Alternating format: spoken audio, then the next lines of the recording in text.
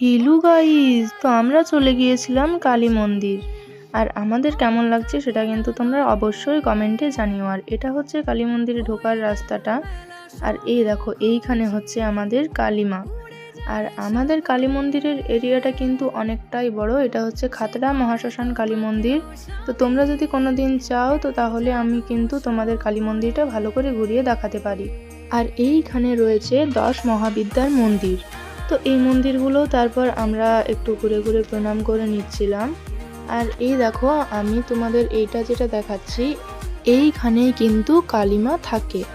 আর তার পাশে ছিল একটা ছোট্ট বাগান। এই বাগানটাও কিন্তু কালী মন্দিরের এরিয়ার ভেতরেই। আর এই জায়গাটার থেকে সেই মুহূর্তে এই সূর্যাস্তটা দারুণ দেখতে লাগছিল। আর এইটা হচ্ছে আমার সেই দিনের ফুল লুক। আর তোমাদের তো দেখানোও হয়নি যে আমি মেকআপটা কীরকম করেছিলাম, তো এখানে তোমাদেরকে আমি সেটাও দেখিয়ে দিলাম। ভিডিওটা ভালো লাগলে কিন্তু চ্যানেলটা সাবস্ক্রাইব করে পাশে থেকো। বাই।